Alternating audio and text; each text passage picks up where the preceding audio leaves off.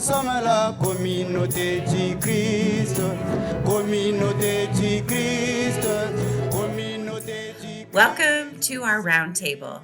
I'm Stacy Cram, and I'm joined by my counselors, Bunda Chibwe and Janae Grover. We also have a special guest with us for this episode. We are joined by Joelle Wight, who carries many titles, but today she is here as the Peace Forum Director. Welcome, Joelle. Thanks. It's great to be here. Joelle, we're so glad that you're with us, and we're really excited to be talking about the upcoming Peace Forum. And as we know, each episode of this podcast, this roundtable, we venture into the heart of issues that are vital to our life as a prophetic people. We share a vision, but to make it real, it must be lived out loud. And that's especially important with the topic that we are discussing today. As we explore global principles, we hope they ignite fresh, transformative ways for you to embody the mission of Christ in your own community. This is our shared space for authentic conversation and the courageous exploration that helps us grow in our discipleship. I'm just so grateful to be here with you all. And as we look toward October, my hope is that we can gather not just to talk about peace, but to plant the seeds of peace that will nourish our planet and communities for generations to come. Thanks, Joelle. Well, with that introduction, I think we're ready to jump in. So obviously today we are talking about the Peace Forum of October 2026 and about sowing seeds of peace. Some of you may remember that at the 2025 World Conference, we committed to cultivating a new environmental justice consciousness, centering our work on the well-being of all creation. This 16th through 18 October, we have an historic opportunity to live out that commitment at the 2026 Peace Forum being held at the Community of Christ Temple in Independence, Missouri. The theme, Seeds of Peace, Environmental Justice and Action, calls us to explore the intersection of climate justice, faith, and global action. We are thrilled to welcome acclaimed environmentalist Bill McKibben as our keynote speaker, and to welcome the recipients of the Human Rights Award, Randy Marsh and the Munson family. So during the forum, we will be giving Bill the International Peace Award, and we will be giving Randy and the Munson family the Human Rights Awards. But this forum is far more than a conference. It's a living lab of Zion. It's a practicing community. From the deep roots of our theology to the branching out of public witness, we are inviting the church to get its hands dirty in the work of healing the earth. Today, we want to share a preview of this gathering and explore how every disciple, whether in independence or participating locally, can join this movement. So, Joelle, again, we are so glad that you could be here, and we know you have lots of information to share. As I understand it, the planning team has organized the forum into 4 distinct tracks: deep roots, expanding trunks. It reminds me of that campground song or that campfire song, branching out, and bearing fruit. So can you share how these tracks will help attendees move from just learning about the environment to actually embodying environmental justice in their daily lives? Sure, I'd be happy to. The tracks were created with the immense diversity of our gathering community in mind. We recognize that each of us comes from a unique context, carries unique passions and interests, brings unique skills, and will return home to live out the Peace Forum in their own unique way. And so the 4 tracks help participants make decisions about what they want to learn and the ways in which they will apply that learning when they return home. The first track, Deep Roots, focuses on the theology that grounds and fuels our commitment to environmental justice. This track is perfect for people who want to explore how their professed faith might shape their daily discipleship. Track 2, Expanding Trunk, introduces and explores personal practices that strengthen our capacity to live and act for climate justice. This track is a good fit for those who are looking for specific examples of changes that individuals can make to better care for creation.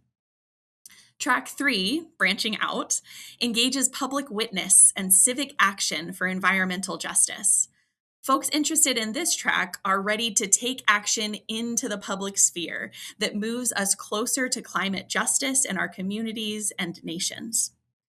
The final track, Bearing Fruit, upholds justice that nourishes communities, economies, and the earth.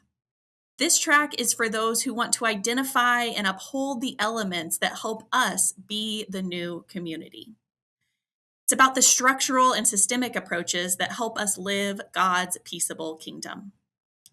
It's important to note that you don't have to pick just one track if there is something of interest in each of these to you. We won't ask you when you register, and no one will be expecting you to commit once you arrive at Peace Forum. You can move between the tracks as much as you desire. They really just offer some guidance for people who might want it.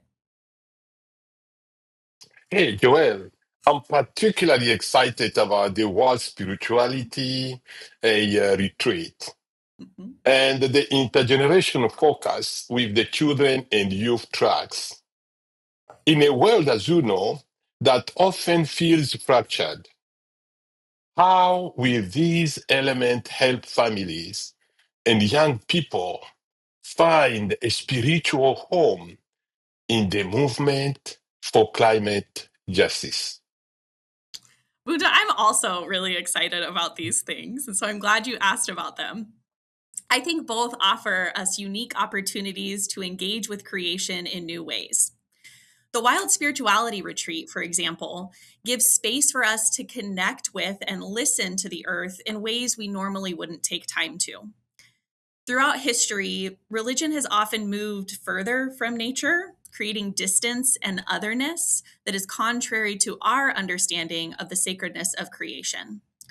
The Wild Spirituality Retreat will equip us with practices and language that help us bridge this divide and reconnect with God through nature. The offerings for children and youth are also really exciting, though they might take a different form than we're used to seeing at events like this.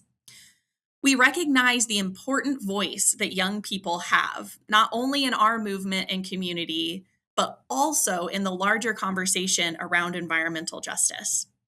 For this reason, we really want to make sure that they are part of the main event, not participating in their own programming on the side. Because of this, for each of the breakout sessions, one of the tracks will host a session geared toward young people. This means the presenter will prepare with children and youth as the target audience. Adults are more than welcome to join that particular session. In fact, it's encouraged, but they should be prepared to experience something that is created with young people in mind. Bunda, I have a question for you. We are working Okay. closely with the fields outside of the USA to try to ensure good international representation. Can you say more about why it's important that we gather around this topic as an international group? Thank you, Joel. I believe it's deeply important that we gather around this topic as an international community because the earth itself is shared by all of us. Climate change, Joel, does not have borders or does not respect borders at all. A drought in southern Africa, rising seas level in the island nations, the flood in Asia, or the world fire in North America remind us that creation is interconnected, and so are we. In many parts of the world where I've served, including Africa, Haiti, India, and Nepal, The communities who contribute the least to environmental degradation are often the ones who suffer the most from its consequences. When we gather internationally, we create space to listen to those voices and learn from their wisdom, resilience, and deep relationship with the land. In Africa, Joelle, we often speak about Ubuntu, the idea that I am because we are. That wisdom can also extend to creation itself. Our well being is inseparable from the well being of the earth. This is also about the future of our children. Environmental justice is not simply a policy conversation, it is a spiritual and moral commitment to the generation that will inherit this planet. When the worldwide community of Christ comes together around this issue, we embody the kind of global solidarity that reflects God's vision for creation.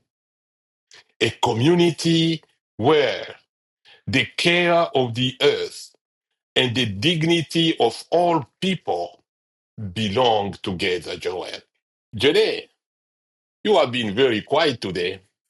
Uh, it's my time to ask you a question. We are engaging with community partners and initiatives such as Compost Collective KC, Compost Collective Kansas City, and the Creative Reuse Center movement. How does engaging like this model the peaceful neighborhood we strive for, and how can listeners find the similar seeds of partnership in their own cities? Well, thank you for the question, Bunda. And I'm actually going to, well, first of all, you said I've been quiet, which is uncommon, but there is so much to talk about in this conversation and so many things that have been shared so beautifully. I'm excited about all the different tracks. I'm excited about the approach to engaging children and youth. I really appreciate what you have shared, Bunda, about the importance of this exploration and this focus as an international community. It is just, it is really just so critical. And your question about different partnerships and how we take those back to our communities is really the whole point of this Peace Forum. This Peace Forum is not an event that is the ends. It is planting seeds for the means by which we will all pull together to combat the climate change that is impacting communities around the world. So, part of our hope with the International Peace Forum is that participants take these seeds of all kinds from what they learn and experience back to their home communities and then plant those seeds and nourish those seeds and water them and tend them so that they grow and have broader impact. We hope that participants learn from examples such that you mentioned. And I hope that everyone has seen the link in the advertisement for in the local area for the partnership with Compost Collective. Joelle has been doing a lot of work to make that possible. And the Creative Reuse Center are all ideas that people can take as they experience it and recreate those or encourage those practices in your home communities. But we will hopefully experience lots of partnership possibilities. Joelle outlined 4 tracks, and while people are not limited to one track, everybody. I'm so excited. I want to be in every session of every track because there's just so much for us to learn. But these partnerships are really critical. And one of the things, as much as you know, I am an irritatingly hopeful sort by nature. The reality of the climate crisis is we can't make any change as individuals alone. We can't make change just by small groups that gather for a peace forum. Perhaps we can't even make the kind of change that we need to across the whole of community of Christ.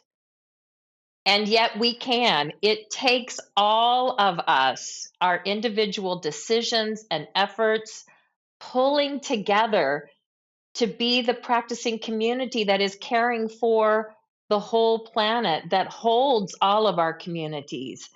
And so we have to partner beyond just community of Christ. So we need to be signals as disciples, as individuals, as passionate consumers, as citizens. We need to be signal communities, practicing new communities that make decisions for economic and environmental justice. And we need to be a movement that signals a way of being in the world, but also models these important partnerships. So it takes all of us.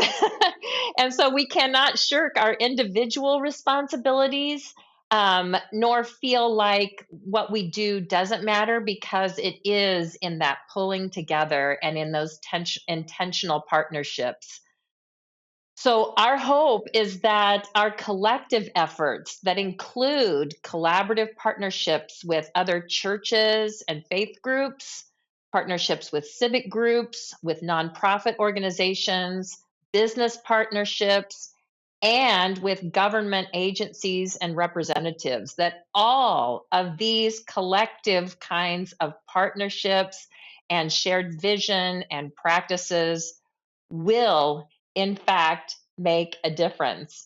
And that's what I hope that we will hear, that we are in a state of emergency. And while any one person's decisions are not going to change it, the way that we all pull together, I believe, can. So, Janae, I really appreciate you upholding kind of the interconnectedness of Community of Christ with other agencies. And that kind of builds on what Bunda was saying about our interconnectedness as a worldwide body. I do want to pause here in the middle of all the enthusiasm, and I am so excited. But I do want to let the church know that we are monitoring worldwide circumstances and situations. We are monitoring the safety level of travel between countries, the complexities of people receiving visas or access so that they can come to the temple. And so there's not a lot that we can say about that in this moment, but I just want to name that we understand that the world is not at peace, that there is a lot of difficult and unjust situations occurring around the world that create safety issues and concerns for people. And so we're monitoring all of that. Joelle and her team are looking at what's possible with regards to remote connection during the Peace Forum and how at some level we might be able to support that. So we will continue to keep the church posted as we monitor world circumstances, because we do understand that it's not just about those of us who are physically in the area of Independence, Missouri. It is about the whole church. And so, how do we make sure that we hold a peace forum that holds everyone together and gives everyone a chance to learn? And that leads me to my next question, Joelle, for you. As I mentioned at the beginning, we will be hosting Bill McKibben, and we'll be giving him the International Peace Award. For sure, that is one of the events during the Peace Forum that will be streamed through the internet so that everybody can watch that. For those who are feeling overwhelmed by the scale of the climate emergency that Janae just described, what message of hope or active patience do you think Bill and the other presenters in this forum will offer to empower us? I think that's such an important question because the climate crisis can seem insurmountable in a lot of ways. I'm so excited and honored that Bill McKibben has accepted our invitation. And when I look at the books he has written and the work that he does, I often find myself in awe of the realistic optimism that he is able to hold in the midst of incredibly frustrating and difficult circumstances. Bill balances the urgency of the moment with the endurance necessary to make lasting change. The active patience he encourages, I believe, empowers us to be persistent and take persistent, scalable action and organize from our roots as we continue to work toward the long-term systemic change that Janae was talking about and that is so very needed. That's really exciting, and I look forward to hearing more about that. Yeah, so I'm gonna prep everybody for an opportunity before we close to I'm gonna come back to you kind of all with a question of what is your hope or hopeful takeaway from this experience, or what are you most excited about? So Joelle, you're going to get to come first on that response because you have been walking so closely in with teams to prepare this event. So I want you to share with us how we register, what steps what we need to be looking for in the coming months as we prepare for this, and then share what you are most excited about or hopeful for as we prepare to gather. Yeah. So, anyone that's interested in attending can visit the Peace Forum page on the Community of Christ website. And I believe that that will be linked for you in the show notes or in some way accessible for you to register. Registration isn't officially opened at the time that we are recording, but it will officially open 6 months before the event, which is the middle of April. If you visit the page before registration is open, you'll still be able to explore information about Peace Forum, and you can also sign up to receive an email letting you know when registration does open. So you'll have that reminder kind of built in. For those still considering whether or not to attend, please, please, please know that your presence at the Peace Forum will make the experience richer for all of us. We can't wait to see you in October. We've got a lot of planning underway, and I can honestly say that as we have worked through this process, I have sensed the spirit present in the decision that we're making and the direction that we're headed in really building this climate consciousness. And so I'm most excited to see all of the pieces that we're planning come together, but then also to see all of the individuals come and be part of the experience and just see what is possible when we commit to something as a community. Thank you, Joelle. I'm really excited about the intentional effort, and Stacy mentioned that we are monitoring the safety and the conditions in the world so that we are being wise and thoughtful and responsible about travel. But I'm really excited that we've made an intentional effort to incorporate as many international voices in this dialogue and conversation and experience as possible. I'm also really excited about what you shared about the children and youth track, that it is not a separate experience. But I hope that that becomes a model not just for this event, but how we think about centering and empowering young voices. And that's really important in this particular topic. And when you even think about the International Peace Award that was created with the hands of one generation handing the earth to the next generation, I think this is just really critical that we not just what we share with children and youth, but what we are to learn from them. So I'm really excited about the way that you have designed and thoughtfully planned for that engagement. So I think that'll be really great. So Stacy and Bunda, I'm going to give you an opportunity to share as well. All right, well, I'll jump in and go first, and then I'll let Bunda wrap us up. So, um, because when you asked that question, something popped into my mind. And our listeners probably recognize that we've been talking a lot about prophetic imagination. And so, and some of our listeners may know that I have small grandchildren. So I have been trying to use my grandma time with my grandchildren to exercise and to become better with imagining. Because I have found that my very practical, task oriented engineering mind is sometimes very limited in my ability to imagine. And so, in the moment, Janae, that you asked the question, what do you hope? I had this just kind of like this spontaneous imagination of the temple sanctuary full. And I numerically, that would be a very large peace forum for us. But if all of our listeners commit to coming or commit to participating remotely, because I realize that not everyone is able to travel, both having the temple sanctuary full and then having others connecting with us online, I think that that would be amazing.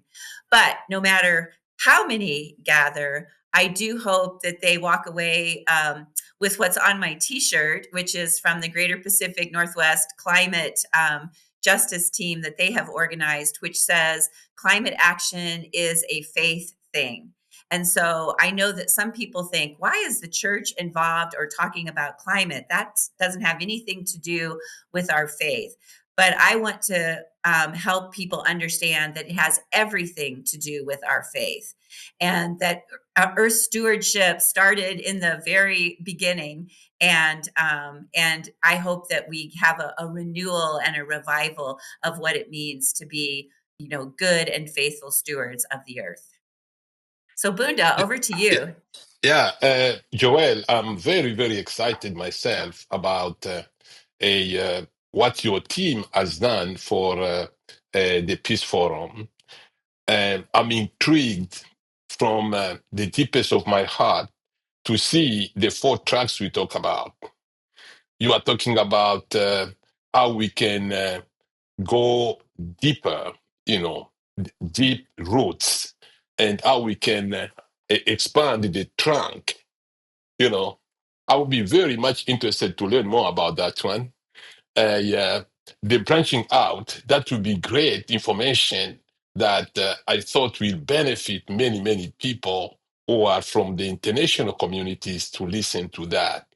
But one we are expecting and one that is making me so excited is the bearing fruits. Because most of the time, we may talk about very important issues for the life of the church. We are tempted to take them and put them in the shelf. But what is so important for me is that empowerment of the community to go and start bearing fruit in all the places where they live. That should be very significant for most of the people, because we share this world is for all of us to make it a better place for everyone.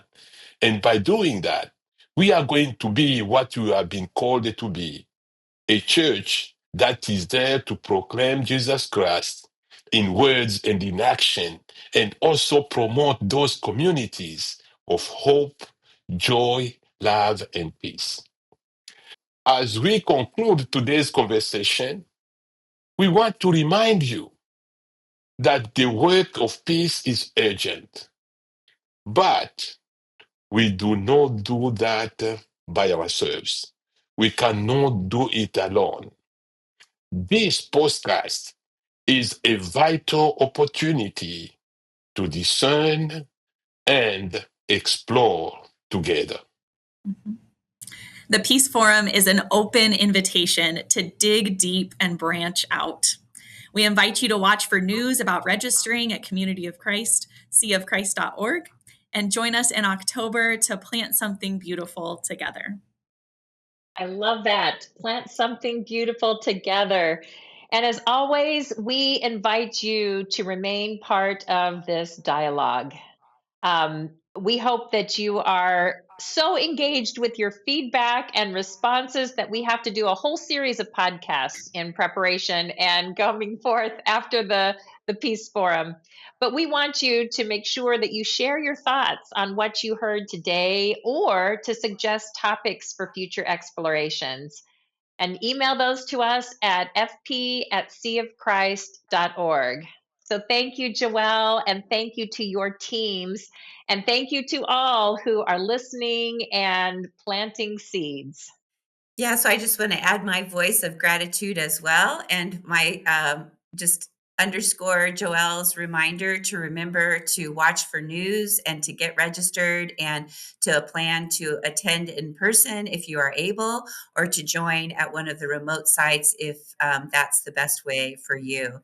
So again, we are grateful for our listeners and for your feedback. And until the next time, may you find bold ways to live out our shared vision. Onward. Communauté du Christ, communauté du Christ, communauté du Christ, c'est que nous sommes unis, l'unité, la diversité.